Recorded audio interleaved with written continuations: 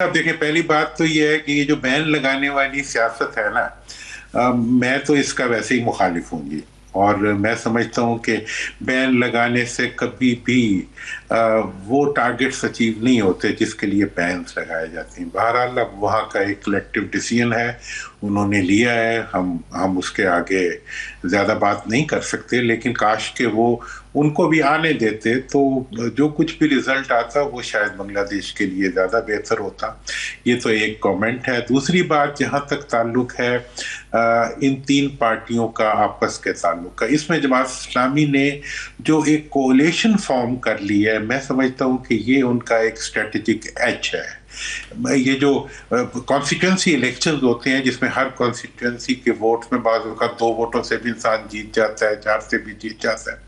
और ये जो जीतने की परसेंटेज होती है, बाज़ औक़ात ये वोटर परसेंटेज को भी आपस में कॉन्फ्लिक्ट कर जाती है। रिजल्ट्स जो होते हैं वो वोटर परसेंटेज से डिफरेंट आ जाते हैं। तो इस लिहाज से जो इस वक्त एक स्ट्रेटेजिक मूव की है जमात इस्लामी ने और यूथ ने, वो तो ये है कि आपस में कोलेशन कर ली है। अब दूसरी तरफ जो पार्टी है उसका डिपेंड ये करता है कि वो किस हद तक जो है अपने मुखालिफ के वोट को, जैसे बताया भी साहब ने बड़ा क्लियरली, कि वो किस हद तक उन्हें अट्रैक्ट कर पाते हैं या उनके साथ वो क्या हिकमत अमली बनाते हैं जिसके नतीजे में वो वोटों का एक बैलेंस हासिल कर सकें। लेकिन मुझे ये ख्याल है कि ये इलेक्शंस का हो जाना इलेक्शन की किसी भी ताखीर से बहुत बेहतर है। और इस इलेक्शन के रिजल्ट्स जो होंगे, उम्मीद यही है, हमें तो दुआ भी यही है कि हमें तो वो अपना ही मुल्क की तरह अजीज लगता है कि वहाँ के जो इलेक्शन के नताइज हैं वो वहाँ कन्फ्रंटेशन के बजाय फर्दर यूनिटी और फर्दर टॉलरेंस को जनरेट करें। जो माजी की इनटॉलरेंस हसीना वाजिद साहबा ने दिखाई, मुझे तवक्को है कि अब जो हुकूमत आएगी वो उस किस्म की इनटॉलरेंट नहीं होगी, बल्कि वो डेमोक्रेटिक के साथ साथ वो एक ऐसी हुकूमत भी होगी जो पब्लिक के लिए भी कुछ करे और उसके साथ साथ बर्दाश्त को भी मुआशरे के अंदर आगे बढ़ाए। क्योंकि ये माजिद, ये बताइएगा कि वहाँ पे जो इश्यूज हैं, इकोनॉमी है, फिर एम्प्लॉयमेंट इश्यूज है कितना है, और इंडिया का एक फैक्टर वो बड़ा रहा कि ये दोनों पार्टीज जो थी हसीना वाजिद के मुकाबले में उनके जो है निशाने पे रही।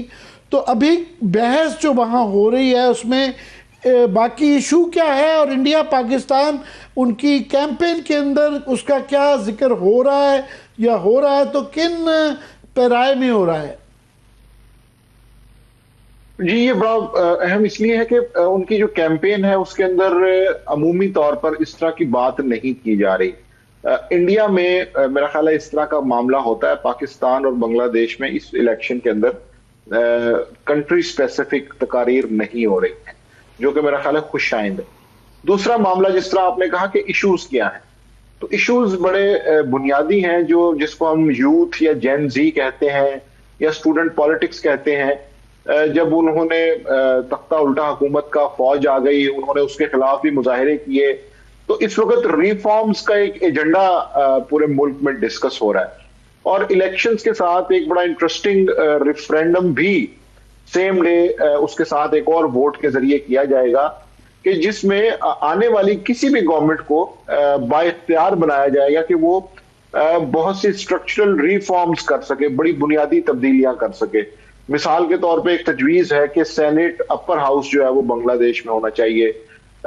फिर ये उसमें एक और तजवीज ये भी है कि जिस तरह पाकिस्तान में MPAs और MNAs मुंतखब करते हैं और एक मंडी लगी होती है, वो कॉन्सेप्ट ना हो, बल्कि पॉलिटिकल पार्टीज की जो मुतनासिब नुमाइंदगी है, उन्होंने इलेक्शन में ओवरऑल जितने वोट लिए हैं उसकी परसेंटेज वाइज उनको अपर हाउस में नुमाइंदगी मिले, ताकि अगर कोई नीचे सीट नहीं भी जीत सका तो ऊपर उसके पास ऐवान के अंदर नुमाइंदगी हो।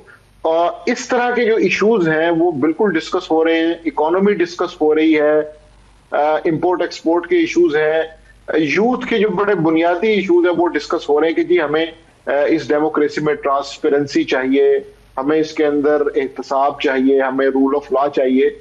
इस तरह की बुनियाद पे बात हो रही है। इंडिया की दुश्मनी, पाकिस्तान की दोस्ती, इस तरह की चीजें डिस्कस नहीं हो रही। और मैं समझता हूं कि ये जो रेफरेंडम का मामला है, अगर ये हो जाता है तो फिर बांग्लादेश के अंदर वो जो तमाम हलकों को शिकायत थी, नौजवानों को, बड़े लोगों को, कि जी काम नहीं होते, सरकारी मशीनरी सुस्त है, रिफॉर्म्स होनी चाहिए, एक गुड गवर्नेंस का, एक डिलीवरी का मॉडल बनना चाहिए। तो अगर ये हो रेफरेंडम वाला मसला हो जाता है तो फिर इसके बाद हम ये तवक्को कर सकते हैं इस कि नई पॉइंट पे गवर्नमेंट। आपसे एक और मजीद चाह रहा हूँ कि जो मेरी अंडरस्टैंडिंग है, इसको बीएनपी ने, तारिक रहमान साहब की पार्टी ने इसको रिजेक्ट किया है कि इससे एक और उनकी ज़रा महदूद इख्तियारात हो जाते हैं और थोड़ा सा टिल्ट प्रेसिडेंशियल सिस्टम की तरफ जाता नज़र आता है कि शायद कोई डॉक्टर यूनुस का, हालांकि उनकी उम्र बहुत ज़्यादा हो गई है, मगर उनका भी कोई गुंजाइश सिस्टम के अंदर बरकरार रहे। ये ऐसा सही है? देखिए, ये बात दुरुस्त है कि बीएनपी की जानिब से इसकी ऐसी वालेहाना हिमायत नहीं की जा रही। ये बात बिल्कुल दुरुस्त है। वो बड़े मोहतात अंदाज में इस पे बात करते हैं, ओपनली उसकी मुखालफत भी नहीं कर रहे, क्योंकि उस दिन दो वोट अवाम के हाथ में होने, एक कॉन्स्टिट्यूंसी का वोट होना है, एक उसका रेफरेंडम का वोट होना है। तो अगर सेम डे की इलेक्शन कैंपेन में अगर बहुत बड़ी कोई मुखालफत हो तो उसमें फिर दूसरे वोट के मुतासर होने का भी खतरा है। लेकिन दूसरी जानिब चूंकि जमात इस्लामी का अलायंस एनसीपी के साथ है, जो वहां की यूथ को रिप्रेजेंट कर रही है, तो वो तो इस चीज को ओन कर रहे हैं और वो मानते हैं कि ये हमारा एजेंडा है, इसको हम परसू करना चाहते हैं कि जिस वजह से बांग्लादेश में इनकलाब आया, उस वजह को दूर किया जाए और वो शिकायत दूर की जाए। तो ये बात दुरुस्त है कि जमात इस्लामी एनसीपी का जो अलायंस है वो बड़ी शद्दोमद से इसकी हमायत कर रहे हैं, इसके ऊपर बात कर रहे हैं। दूसरी जानिब बीएनपी का एक बड़ा मोहतात रवैया है, अगर वो मुखालफत नहीं कर रहे तो हमायत भी नहीं कर रहे। वो देख रहे हैं कि क्या इसके ऊपर एक क्लियर स्टांस लेने से हमारी दूसरे वोट्स के ऊपर असर ना पड़ जाए, तो वो मोहतात चल रहे हैं, जबकि जमात इस्लामी और एनसीपी वो खुल्लम खुल्ला इसकी हमायत कर रहे हैं। दुरानी साहब, ये वहाँ पे ऑफ कोर्स जो है हमारे यहाँ एक गलत सा तासुर है कि शायद ये इंडिया की मुखालफत पे और हमारे हक के अंदर इलेक्शन है। ये वहाँ पे मैं भी, माजिद साहब भी यही कह रहे हैं, मैं भी जो फॉलो कर रहा हूँ कि वहाँ इकॉनमी और बेरोज़गारी ख़ास तौर पे, क्योंकि पिछले चंद सालों में उनके यहाँ एकदम से गारमेंट इंडस्ट्री बैठने से बेरोज़गारी बढ़ी और यूथ बड़ी ज़्यादा है। उसकी वजह से जो पार्टीज़ हैं वो बड़ी मोहतात हैं। जिस तरह निज़ामी साहब अभी कह रहे थे कि इंडिया की शायद अंदर से उनकी काफ़ी उनसे एतराज़ात, ख़दशात इंडिया पे होंगे, मगर कैंपेन में क्योंकि उनका जोग्राफिया भी है, उनकी इकनॉमी डिपेंडेंस भी इंडिया के ऊपर बड़ी ज़्यादा है, मगर बहुत पार्टीज़ मोहतात हैं। कोई अग्रेसिव किस्म के बयानात उनके हक़ में, उनके ख़िलाफ़ या हमारे हक़ में भी वहाँ नज़र नहीं आ रहे। पाकिस्तान को जो है कितना इसके मुतल्लिक मोहतात होकर चलने की ज़रूरत है बांग्लादेश की पॉलिसी के हवाले से? इसमें मैं माजिद साहब से, आपके तवज्जुह से, बांग्लादेश का जो अभी जो सिस्टम है उसमें लोकल बॉडीज़ का क्या रोल नज़र आता है और क्या आइंदा की उसमें क्या होगी, इस पे भी एक सवाल मेरी तरफ से मैं अपनी काम इल्मी को कम करने के लिए ज़रूर चाहूँगा कि ये कहें। बाकी जहाँ तक आपके सवाल का ताल्लुक है, देखें हसीना वाजिद का जो पीरियड था उसमें एक तो रियलिटी है कि उस दौरान जो इकॉनमी को उन्होंने बिल्ड किया और जिस तरीके से वहाँ की इकॉनमी ने प्रॉस्पर किया और जिस तरीके से वहाँ की इंडस्ट्री और तमाम जो पब्लिक रिलेटेड और इकॉनमी रिलेटेड रिफॉर्म्स वहाँ पे हुई, तो ये एक बहरहाल हम तो खुद एक बहुत उससे देखते थे, इश्तियाक से देखते थे उनकी माशी इस्तेहकाम और माशी तरक्की को।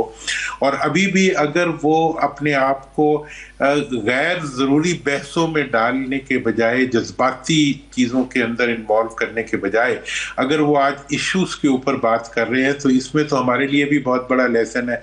काश कि हम भी इश्यूज़ पे बात कर सकें और इश्यूज़ से आगे बढ़ के, हाँ, जुल्म से उनकी, जब वहाँ भी जब जुल्म हुआ तो बंगाल की कौम जो है उससे ये तवक्को की जाती थी कि वो जुल्म को एक हद से ज़्यादा बर्दाश्त नहीं करेंगे।